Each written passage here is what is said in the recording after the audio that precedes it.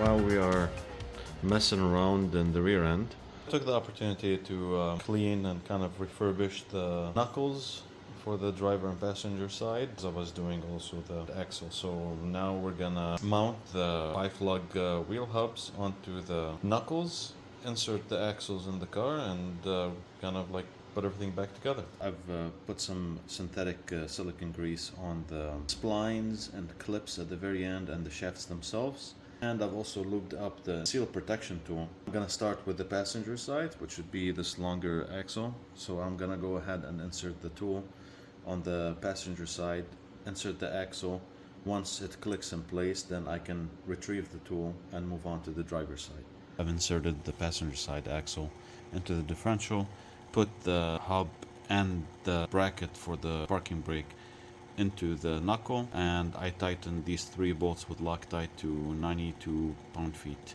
So we wrapped up the rear suspension. It's never been one of my hobbies to work on the rear suspension of a first-gen CTS. There's just so much going on in here. After installing the hub on the axle, installing the brake shoe on the knuckle, and then the hub into both of them, I did not install the bracket for the parking brake to gain maneuverability. You leave that to the very end.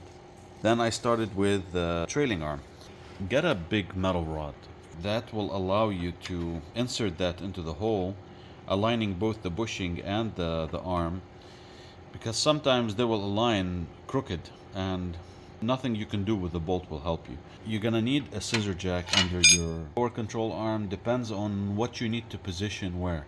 I was positioning the jack under the trailing arm bushing to help me align it perfectly, and once I got it like 90% of the way, then I got in with this long rod and I was able to position it enough for the bolt to go in easily. Then I moved on to the link arm, same story, but I never installed anything tightly. You can see here, this bolt is loose, this bolt is loose, the nut is very loose on the trailing arm. It's loose on the shock as well. So the order of operation is the trailing arm, the link arm, the shock, the upper ball joint, and then finally the lower control arm bushing on the knuckle. That's why you leave it to the very end, because it's the most capable of flexing there. And then you do your brake bracket, you connect your connector, and you should be done. Of course, you gotta torque everything into spec, but use the right tools. Don't struggle by hand. Again, one of the many reasons I don't enjoy working on rear suspension. You can insert the bolts for the bracket by hand, the 215mm. There's one down there, and there's one above it. So the lower one is easy to get to from the back with an extension, but the upper one, the trick to it is you come in with a short extension and a 15mm socket. And you try to bring it like so and position it on the bolt. And then you come in with another extension and a ratchet through the spring, and that's how I will do it, like so. So, not the most fun thing in the world. So I'm doing a rinse and repeat on the driver's side, same story. I loosely put in a screwdriver to keep the lower control arm in position, just to make it easy at the end to work it. I got the link arm in, and it's loosely in. Make sure you are perfectly straight. You can easily, if you're crooked, ruin that. So take your time to make sure that bolt goes in straight. Wiggle the knuckle, whatever you need to do to make sure that bolt goes straight. It's not a very easy task, but you know, one technique that works for me is just to push on it back and forth while I'm left hand turning the bolt until it clicks in place, and then put a socket by hand and start spinning it, because I'm trying my best to make sure I don't cross thread it by force. So if I ever get stuck and I realize it's cross threaded, I can back out easily. Once I was sure it's really threaded in there, I just went in with a ratchet a little bit just to force the link arm to line up there. And then I turned my attention to the shock, made sure it's out of the way, not preventing rotation of the knuckle. And then I used a little pry bar and a punch to maneuver the trailing arm around the bushing. That took a little bit of effort, but I also used the rod as well. Once you're at this stage, everything else is a slam dunk.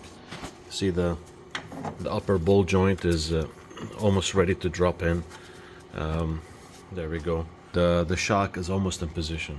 So gotta get creative on the rear suspension. It's not easy. If you're hitting a wall, don't feel bad. Now I'll move down to the front.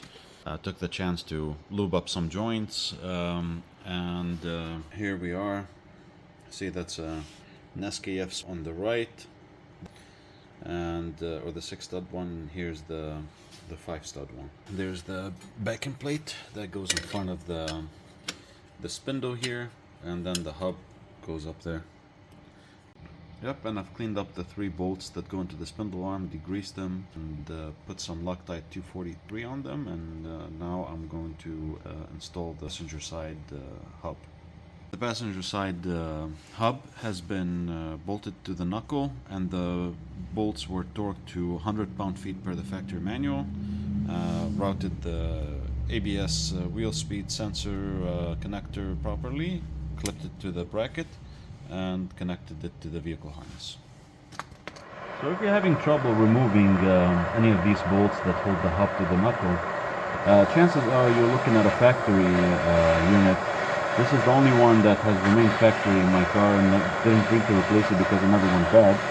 But yeah, I thought it's worth mentioning that you need to heat them up because they're held on with some red Loctite, and they're very difficult to remove. And this top bolt, after I was done heating it, and now it's moving easily, the space is pretty tight there. You have a stabilizer link and your stabilizer bar. So it's very tough to get in there with a socket and a wrench or an impact or whatever.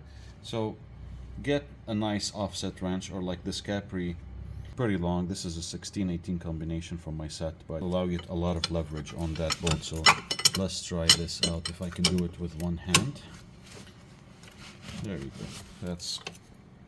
That's pretty easy. So give it a few turns with that, and that should be it. Mission accomplished. The original wheel hub has been removed, and we have some slight surface rust on the knuckle, but with the aid of a die grinder or a brush wheel, anything you have, this should be easy. Wear a mask. That's a my protection too. There you go. You can't ask for a better surface to mount your wheel hub to.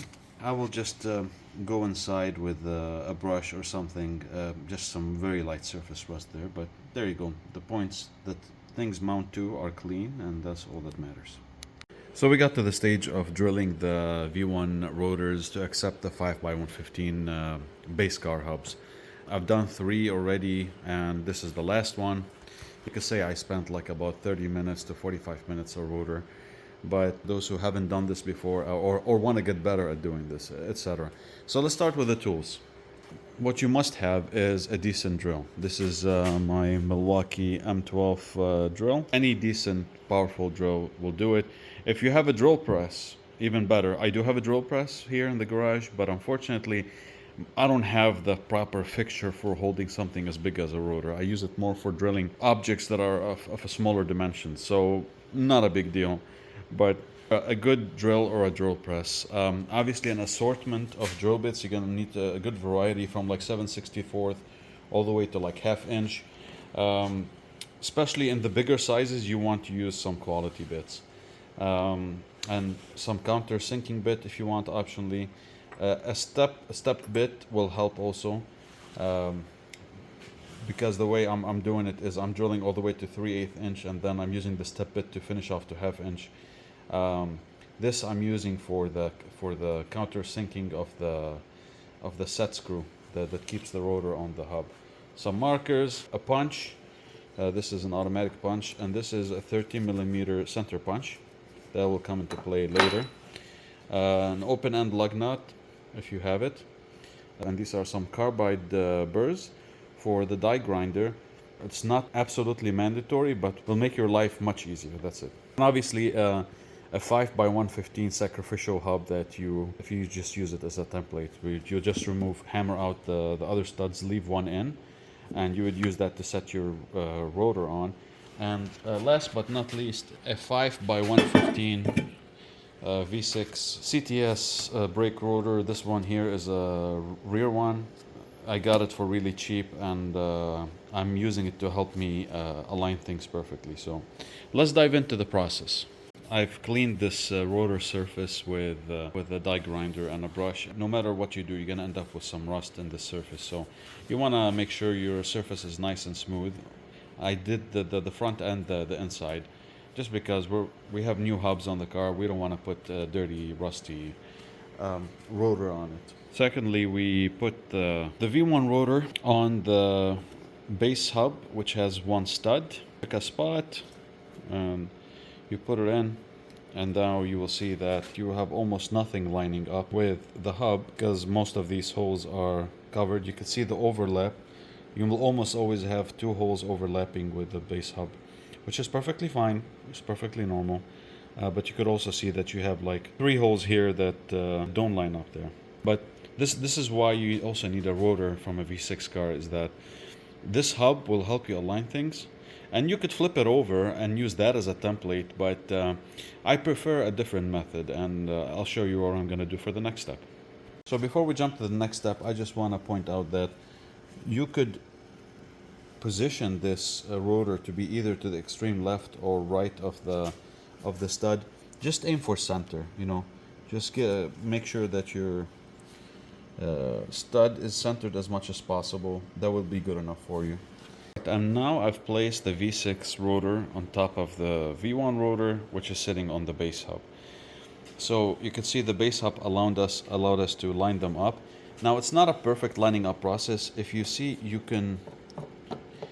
have some movement this way and that way, left and right, and front and back. So visually try to keep the alignment as straight as is possible. Putting the light there in the center to help me. And so the first thing is I would center it on the stud.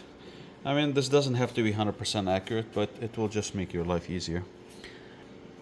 It should not be this way or that way or left or right. Just try to have a gap all around it. So there, I think, let me see. Yep, I see a gap all around. That should do it, okay? So that's the second step here. Once we've aligned and we're happy with the position of the rotor, the V1 rotor with respect to the hub and the V6 rotor with respect to the V1 rotor, you get an open end lug nut and you gently tighten with your left hand if you're a righty. Just finger tight it down just to kind of hold that spot. It's not 100% necessary, but it just gives you peace of mind that you've locked the position and you're pretty happy with the alignment. Now's the time to use that 13mm center punch. It has a 13mm diameter with a centering pin. This comes in handy because the clearance hole for an M12 bolt is 13mm, and this happens to be perfect fit there and there and there and there. So obviously we have one hole which we will not need to drill, and it even allows you to mark the location of the set screw if in case you want to add that into your rotor, because the V1 set screw locations will not line up with the V6 ones. So we mark the locations, and you can see here there's the center, there's that center, and there's this center. And the strategy that I've come up with doing this one is a little bit different. I'm not going to use the 13mm center punch because it will be very difficult for it to actually end up on the flat section. It will want to hit it on the curved section. I will use a manual center punch to pick the center of the flat area. So I'm going to offset a little bit just to be able to drill easier. This one will be manually massaged with a carbide burr. It'll be so much easier than drilling it. By drilling and making the hole bigger, I'll be able to insert a carbide burr in there, eat up a lot of the material. Determine how much do I need to do by hand. I've spray painted it red so that I could visually see how much do I need to eat from this material. Well, and as you can see, we've expanded the holes little by little after doing first marking the centers, then drilling with smaller bits, moving on to bigger bits. As I got like halfway through the drill bit range, I just thought I'd do a quick sanity check and put on the V6 rotor. And as you can see, these holes look pretty centered to me. If you're slightly off here or there, it's not the end of the world. The job of the hose is not to center the rotor. That's the job of flanges, pilot flanges. The most important thing is to be able to clear these studs. But obviously you don't want to be too far off, eat more material than you want to. Now that I've got to the 3/8 inch drill bit and I've made those holes, I could see that things are looking really good. Almost all of them are pretty on center. One of them is slightly, the problematic one is slightly off, but that was expected.